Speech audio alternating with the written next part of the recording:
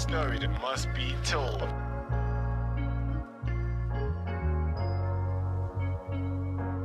Here's a little story from beginning to end. Here's a little story that must be told.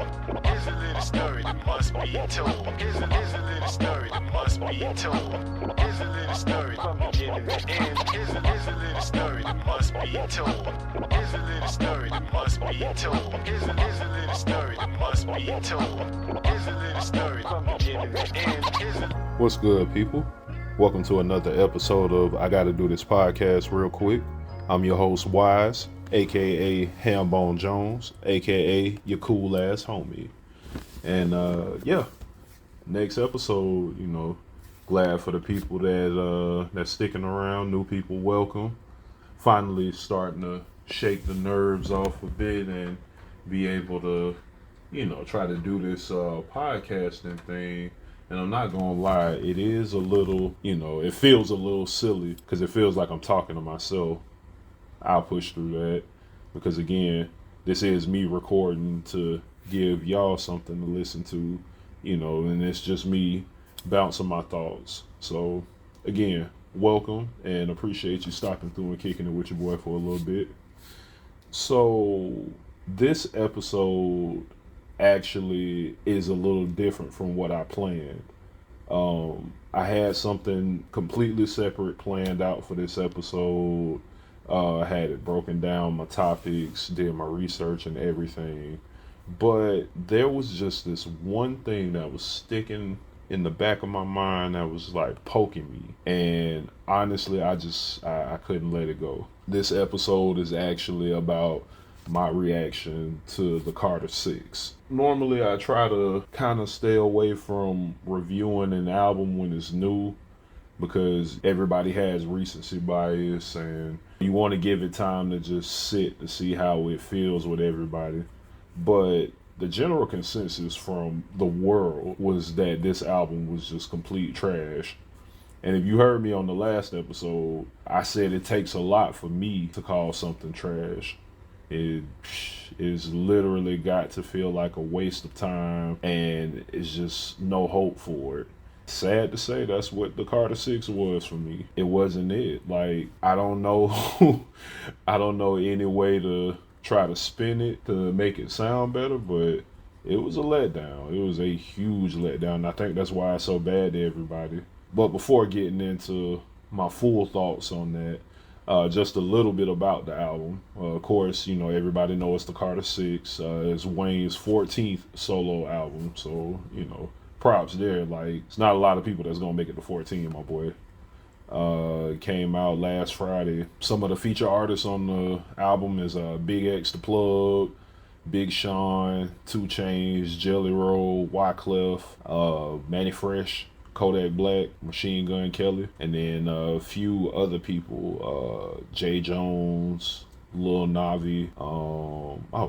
How did I skip over Bono? Yeah, that's probably the biggest name on his whole list. Yeah, those are the featured artists on the album, and I'm not gonna lie to you, I did listen to the album twice. The first time, of course, was the day that it came out. I honestly just didn't like anything that came out for that album. Oh my God, like every track that I heard, it was just like, nah, man. And you don't want to just write it off in the beginning. You want to see the song out, try to hear if anything changes. But man, oh my God, it was pure trash. And just like looking over the list right now of the track listing for the album, looking at that right now, I'm just going over like Welcome to the Carter wasn't bad. I like the beat, and that song actually wasn't too bad. So that's one that I'm not gonna file under as trash. But Bells, like that wasn't good at all. And that's one of the songs that Lil Wayne actually produced, or helped produce, I should say. Yeah, he need to take that one back to the drawing board because Bells was not it. It sounded like an imitation of 80s rap.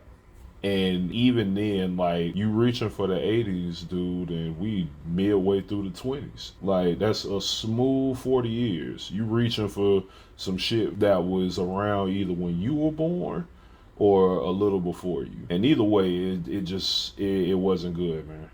It was not good at all. So I will say that one was a huge swing and a miss. Hip Hop was the next track. This one wasn't so bad to me, only because of the features and the beat. Big X did his thing. Man, Jay Jones was actually on this track with him. I never heard anything that Jay Jones did before this, but he fit the beat. And honestly, they could have dropped Wayne's verse and he could have just stayed on the hook. That would have been a perfect song for me. Like I said, Big X did his thing though, so shout out to him, but overall, that could have been a song that went to either one of those guys and just had Wayne as a hook, and it would have been a better song. So that was that. Sharks, which is number 5, has no real redeeming quality for me. It's him featuring Jelly Roll and Big Sean. And even though I felt Big Sean had a good verse, it was a bad song all around. I wasn't a fan of it, and this is one of the songs where Wayne dips into, I guess, his alternative bag, because with Jelly Roll singing and him singing behind Jelly Roll, just it wasn't meshing, and there was a lot of the guitars in the song. And I'm not against guitars in a beat. I actually like that sound, but this wasn't a good mashup. Band from NO was number 6. You can keep that shit. I hated that song. The Days, that was another one. I thought with Bono it would have had a different feel to it, maybe, but that's not the feel that I was thinking it would have. Like, I'm not good with that song at all. Number 8 was Cotton Candy. Now, Cotton Candy had 2 Chainz on it. And this song I actually did like. It sounded more so like a 2 Chainz song than a Wayne song. But, we heard both of them together on Holly Grove. We know what their collab sounds like. And to be honest, this was probably one of the few highlights of the album.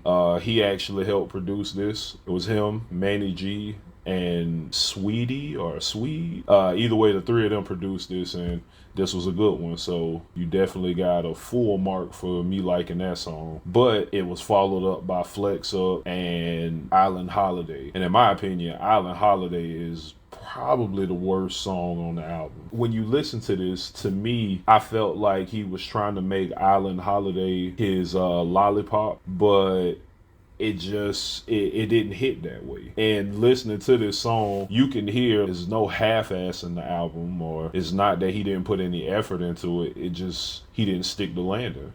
Like, the song was not good. Another Lil Wayne, Manny G production, and Julian Monroe. Yeah, the 3 of them produced this. And one thing I'm noticing is there's a lot of people on here that's listed as lyricists. I know that you would have a writer here and there on these songs, but every song has probably 3 or at least 3 other writers, and Wayne isn't listed as a writer. So there's that. Loki's theme. I like the first part of that beat. That beat is actually pretty smooth until it switch over into the rock side of the song. And even then, like, it didn't have a good feel to it. Like, I'm not a person that would ignore content or ignore what's trying to be portrayed on the track in favor of a beat. Like, you got to do a little bit more to speak to me a little bit more than just a nice beat, and I'm like, oh, the song nice. Nah, I don't do that. I feel like I've been around music long enough to be able to be past that phase, and for somebody that's been rapping as long as he has, he should be beyond that.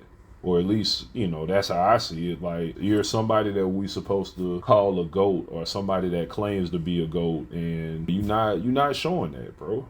You're not showing that at all. Anyway, that was followed by If I Played Guitar, track 12. Another song that I'm not feeling.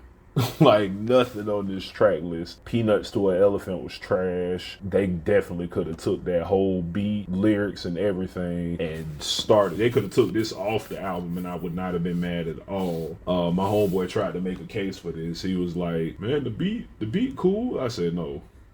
None of this shit is nice, nigga. Like, I could be in a coma and make a beat better than what was on Peanuts the Elephant. And I know you thinking like it's easy for somebody to say that in hindsight, you know, after it's been put out, after they went through the whole process of coming up with the song and making the beat. And I know making beats ain't hard. I mean, it's not easy, but it was just like you didn't even try, man. You didn't try with that. And again, it never sounded like Wayne half-assed, but some of these beats that he chose the wrong beats. I mean, aside from the song already being like just bad content, you didn't choose the right feel for the album. Rory was the next one. That was number 14. And I believe that's his son that's on the song. I like this beat, and I actually like that hook. I felt like this would have been better for somebody else. So this one wasn't a complete loss, but again, you take Wayne off, leave the hook in the beat, you got one. That's a hit, or it should be a hit. Number 15 was Maria. Very opera heavy song. Not really a fan of that. I think they sampled Ave Maria for this. Wyclef. I didn't like this at all. I believe the guy that's in the background that's singing the opera, he's the other featured artist, Andrea Bocelli. I hope I said that right. But again, none of this, like, boy, for 19 tracks, you not shooting too well, brother. But you had Being Myself. Now, I actually like Being Myself because it gave us Lil Wayne and Manny Fresh again. Now, reading the list, I thought Manny Fresh was actually going to rap or something like that, and I'm glad he didn't. But that beat was ridiculous. And the version of Wayne that we hear rapping on this sounds closer to like Carter 3 Lil Wayne, but his lyrics aren't fully there. And I think that's my biggest issue with this album. But anyway, Being Myself, I like that one. The last 3 tracks, Moolah coming in featuring Lil Navi, Alone in the Studio with My Gun featuring Machine Gun Kelly, Kodak Black, and Written History. Those 3 I did not like. There was nothing at all redeemable about any of those. Actually, I take that back. Written History was a nice beat, and I liked how they had Muhammad Ali in the beginning of that. So I get it. You know, you on your GOAT talk. You trying to show people why you the GOAT. And hey, I don't knock you for feeling that way. But just know that the execution was not there, my boy. Like, that was not it at all. I didn't like his flow throughout the album. Like, the album just, it didn't, his flow didn't match. And I feel like Wayne is better than that. Like, we've seen him go through different phases. We've seen him with different types of flows, styles, wordplay, the whole nine through his whole career. And just for it to kind of land in this spot is just like, what the hell, man? Like, what you got going on, brother? The album itself, I felt like didn't have any real cohesion to it. So it just felt like it was just everywhere. Like, there was no feel or vibe to the album. Even if I thought the songs were trash, at the very least, the album should have some type of flow to it. But it didn't feel like that. And I don't know if that's because of all of the different producers, because he had a lot of producers on this album. I feel like because of that, it felt like the album didn't have a solid direction. And it felt like it was just some of everywhere. When you start to get into a vibe, or you start hearing songs that sound like this, you get slapped around. Like Being Myself. Being Myself, cool, but the feel of that song versus the song after it, which is Moolah Coming In, what was that? What was the intention? Because after that, you got Alone in the Studio with My Gun. Even though I don't like either one of those 2 songs, the feel of that is just like you going from some hype shit, some stuff that the YNs would listen to depression. I'm alone in the studio with my gun. And you got Machine Gun Kelly singing that hook. Like, come on, man. Like, it doesn't sound good. And even before Being Myself, you had Maria, full-on opera track that Wyclef and Lil Wayne decided to rap on. That's not a feel. That is not a feel at all. Like, when you really break this list down, that's not it. But with that being said, I don't know if it was because of all of the different producers that he had that did different stuff, but it just felt like it was everywhere for me. So, you know, that's definitely a sticking point And with all those producers, you get different sounds, you get different feels. Some of the tracks, like I said, even the tracks that I didn't like, they actually had some good beats. Like Rari, I like that beat. Loki's theme, I like the first half of the beat. Cotton Candy, Hip Hop, Being Myself, and Written History.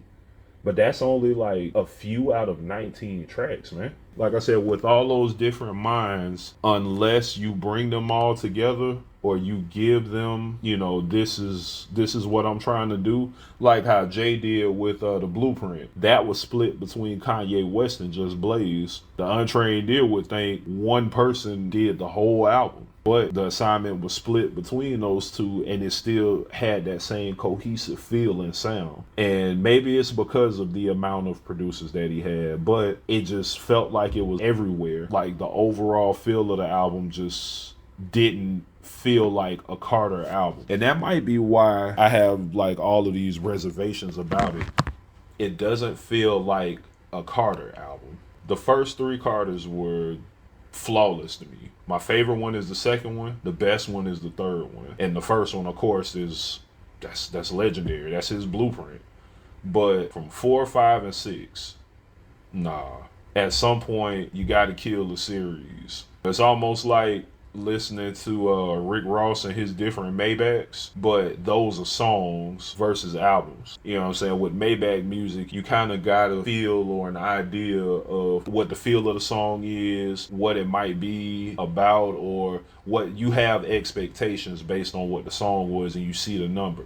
So the same thing applies with the album. The only problem is the album has more to it, because not all of Ross Maybach music's hit. You know what I'm saying? He got a couple in there that's just like, I could do without that. But that's in comparison to the other Maybach musics. With this album in particular, the Carter 6, before I even heard it, the people that heard it before me was just like, yo, this shit is trash, man. Don't even waste your time. Don't do it. And in my head, I'm thinking, this is Lil Wayne. There's no way that this album is that bad. Like, I refuse to believe it. Even now I'm in disbelief because, again, I listened to the album twice. The first time I listened to it was like, oh, hell nah, this ain't it. But then I was like, you know what? Let me go back and try to listen to it again. Maybe I didn't give it the attention that it needed. Or I kept giving myself excuses as to why I didn't like it the first time, except for the fact that it might just not have been a good album. I was reaffirmed in that second time, just like, yeah, you were right the first time. So I'm mad at myself because I lost 2 hours and 14 minutes listening to this shit. And God, it's a letdown, man. It is a letdown.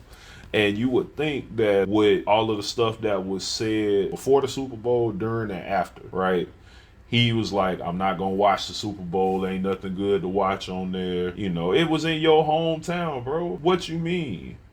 You really that pissy because they didn't choose you for the Super Bowl? At first, I thought, okay, well, he does have a valid point. I'd be a little upset, too, if they didn't choose me and it was in my hometown.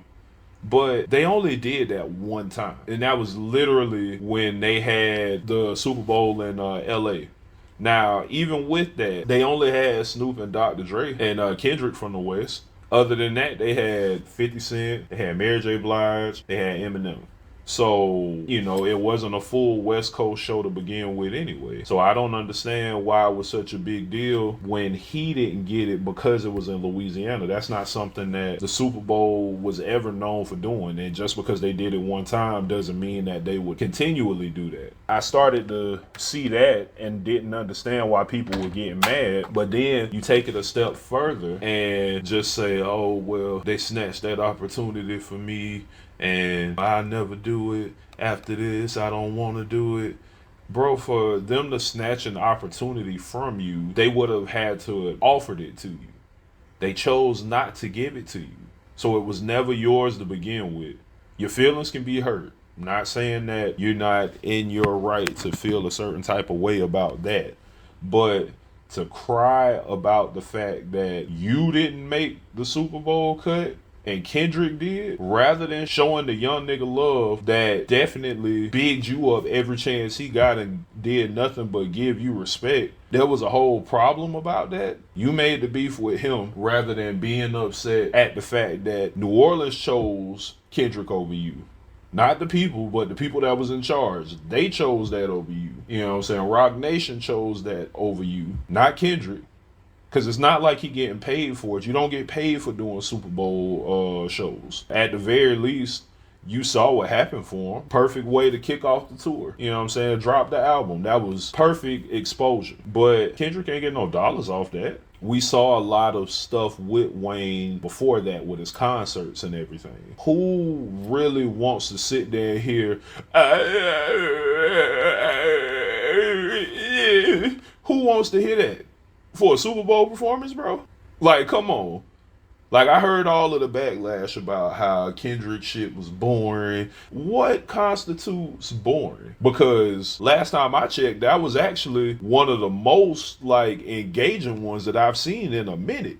And I liked Wayne more than I liked Kendrick, and had a more of a history with Wayne than I had with Kendrick. But you got to call a spade a spade. You know what I'm saying? I'm not going to cape for the Jaguars if they looking like shit. That's my team, but I call it like it is. So I'm not going to sit up here and pretend like just because you Weezy F Baby, Lil Wayne, whatever you want to call yourself, because you had this history, I'm not cutting you slack because you decide to drop a dud. And again, with all of the hype and the people you had backing you saying they should have had you instead of Kendrick, this is what y'all wanted? At the very least, GNX was the shit. He touring right now on GNX. Winning awards for GNX. You know what I'm saying? Not like us, definitely might have helped and pushed the look of it. But in all honesty, GNX stand on his own. Peekaboo, Squabble Up, Luther, like, come on, y'all. The Real Heart Part 6, you know, for Wayne, it's like, after hearing that album the first time, I ran back and listened to the first 3 Carters. I had to get my mind back together. Because I was like, there's no way this is what Lil Wayne is now. I just can't believe that. So I go to listen to it a second time, and I almost did the same shit. I almost ran back, listened to the first Carter and the second and the third, but no, I'm not going to do it. I'm just going to sit right here in what this disbelief is, and I just got to accept this is Dwayne Carter now. Like I said, it's more of a letdown than anything, because being from the South, you look at somebody like Wayne and you want to get behind him. You know what I'm saying? Because that should be a representation of what we got going on. And not to mention, it's a representation from somebody that I watched grow up through the music game while I was growing up. So a lot of shit that he's spitting, I got a special connection to it. And now it's just, this is where we are. It's a hard pill to swallow. And that's why I look at this album as like, ooh, do I really count this against him, or do I just pretend like it never happened? Because I can pretend like it never happened and easily just not listen to it. When people bring it up, I can just say, nah, I don't know what you're talking about. But I know.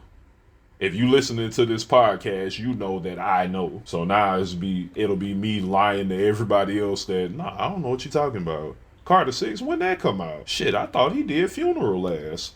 You know, so man. It hurt. It really did hurt. Like, there's no redeeming qualities on this album for me. Like, even with the songs that I like, it ain't enough to hold this up. Being Myself, as much as I like that song, it ain't enough to pull this up. And honestly, I like the song that one of my homies didn't like. When I told him I like Being Myself, he was like, oh man, I hated that shit. I'm like, oh man, that's crazy. But to be fair, this was the same dude that tried to sell me on Peanuts to an Elephant. And I was just like, nah, dog, that ain't it either. We both agree that Island Holiday might be the worst song on the album, though. Like, Island Holiday just completely turned everything. I wanted to end the album right there. I really did just want to stop listening to everything. It was just like, okay, dog, this is it. Because I don't know what it is. It's something about that song that just really don't sit right with me. I don't know if it's Wayne doing the singing, or it didn't sit right with me. It didn't sit right. This episode, like I said, was clearly supposed to be about something else entirely. I just couldn't shake this Carter 6 situation because it stuck out to me more than what I wanted to do the actual topic on. So it's not a lost episode. You will end up getting it eventually. I don't know if it'll be the next one or the one after it, but you will get it eventually. Just thinking about it, like, bro, you can't be serious, man. You cannot be real about that.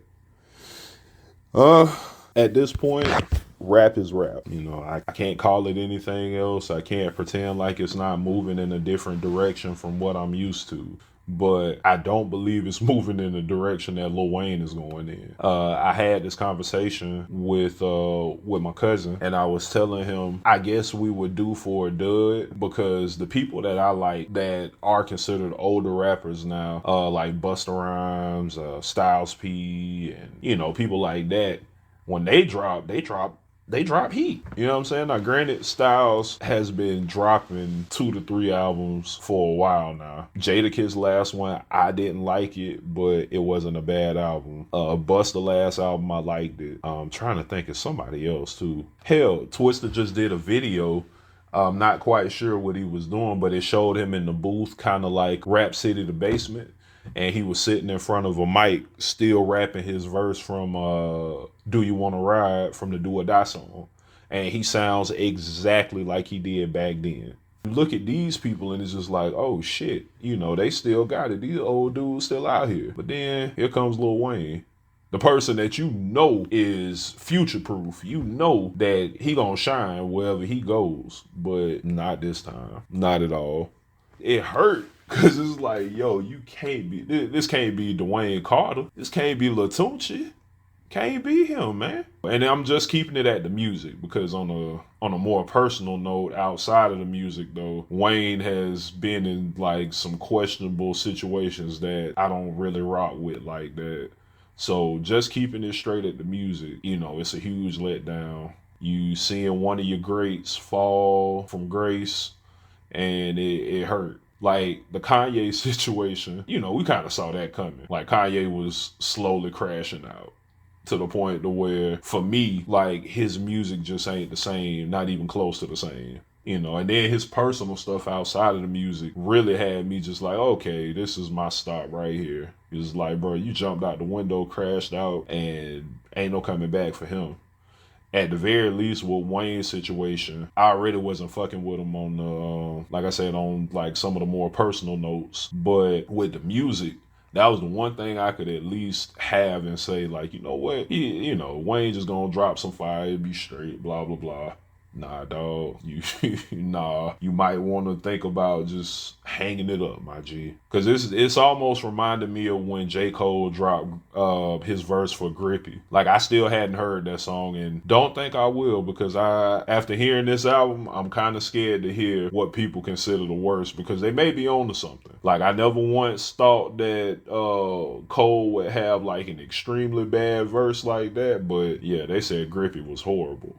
So looking at how I went against the grain for this album, I'm not doing it for that song. That song never existed. And literally, you get me telling you the truth when I say I never heard it. You know, if I say that about the Carter 6, you can definitely be like, well, shoot, hold on, bro. Episode 2, you said, can't refute that. But in this same one, you will hear me say, I'll never listen to Grippy. I'm good on that. Because everything else was cool. Port San Antonio, that was off the chain. Clouds was nice. I'm good right there. I don't need to know about Grippy. Hell, it wasn't his song to begin with, from my understanding. So we're good on that. Yeah, man. I think I'm just gonna cut it right there when it come down to talking about this album. I don't think I need to beat y'all over the head anymore about this. I definitely appreciate y'all pulling up and hanging out with your boy. You know, it mean a lot to me that you sticking around for the next episodes to see what this turned into. And again, you know, I appreciate all of y'all for listening and pulling up and, like I said, just hanging out with your boy for a bit. It's your cool ass homie Wise, and thank you for listening to I Gotta Do This podcast real quick.